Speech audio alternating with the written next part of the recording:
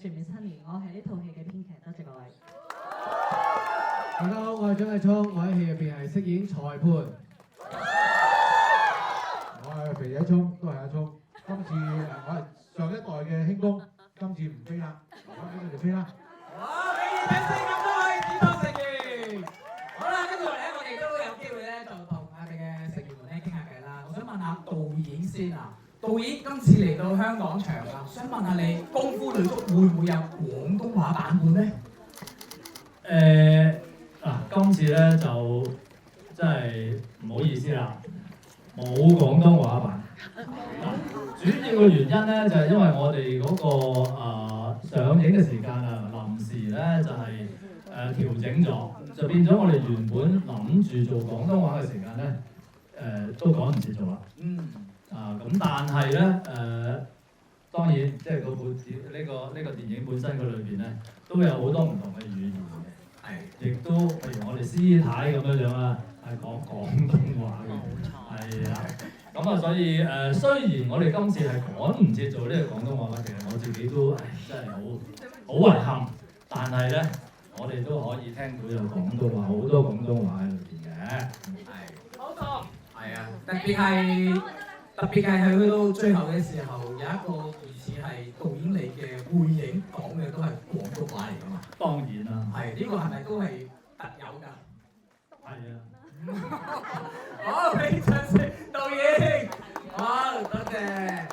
好啦，嘉玲姐啊，都想同你傾下偈，就係咧，你同導演咧就應該算係相隔多年之後再次合作啦。咁今次再次合作嘅感受係點咧？一樣喎。都係咁啊！都係點嘅？一樣係。唔係啊！我每一次同星弟開工都好開心嘅，好歡樂，同埋又可以學到好多嘢嘅。學到啲咩？即係對一個演員嘅深造啦，即係佢對演戲呢樣嘢係好有研究嘅，所以喺現場咧係真係精益求精嘅。如果你做唔到達唔到佢個要求咧，佢係一路 NG 嘅。所以冇 NG 過。有，我都拍咗好多個 take 㗎。唔係，因為嘉玲姐嘅演技咧，就大家都唔使講㗎啦，最高境界啦。所以其實咧，好多時嘉玲姐個 take 已經 OK 咗㗎啦。不過我哋觀眾要求咧，都係想係喎，你再點解你最後一個 take 要 take 咁多次啊？咁我哋想睇啊嘛，我哋大家都想睇啊嘛。哦，最緊要係你想睇。大家係咪都想睇啊？係嘅。好啦，咁我想問一下樂爸你好，就想問一下你我一般先話，想問下你咧，今次呢個作品啦，都投入咗咁耐啦，你將功夫同埋女足咧係完美結合喎。今日咧係終於同我哋香港觀眾見面啦，有冇啲咩想同第一批睇到電影嘅觀眾講嘅嘢咧？都係想講句唔好意思先啦，因為等即係要大家即係等咗有段時間啊咁樣，咁有陣時咧即係我哋即係創作咧諗嘢有陣時咧都有陣時咧速度係慢啲嘅。阿聰哥啊，你可唔可以即係？我盡快，係我盡力啦，我可以盡力少快啲，嗱聲即係即係籌備啊嗰啲時間，同埋亦都係每一個香港嘅演員都係從來未見過嘅，即係出嚟嘅效果。尤其是係阿師太阿嘉蓮姐。新人係嘛？係新人啊？你即係嗱，你嘅相貌咧就同新人一樣，但係你嘅資歷咧就真係最犀利啦。咁你唔讚下我？咩啊？你讚我啫。我未而家未讚嘅，我未讚緊咯。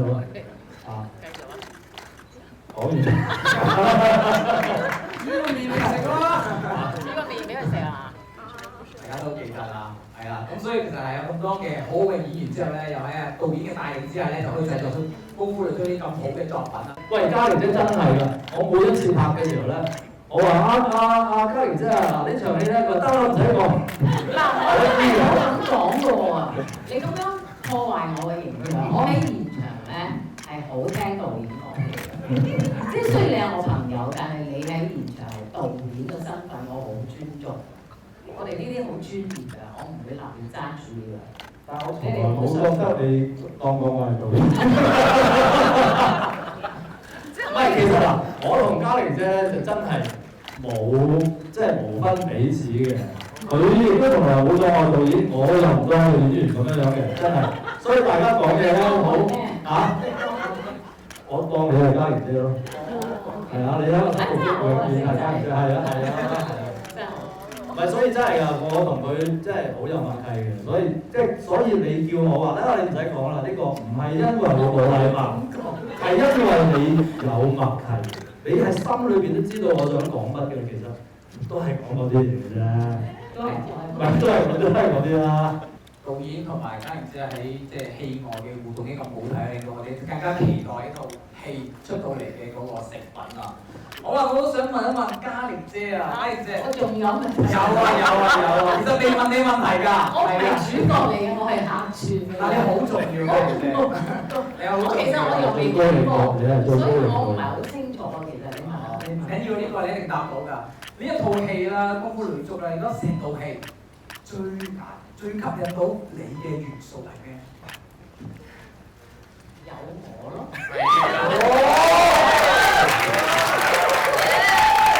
呢個係星仔頭先教我點樣答㗎。好啦，呢個你終於講句心裏説話啦。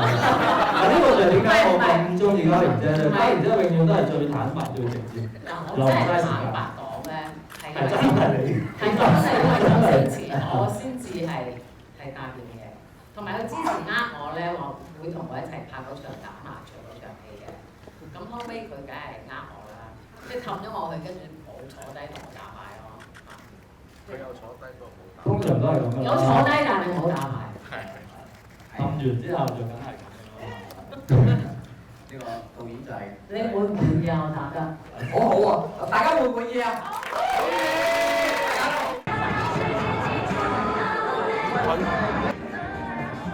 而家個耶嘅狀態啦，3、2、1，耶！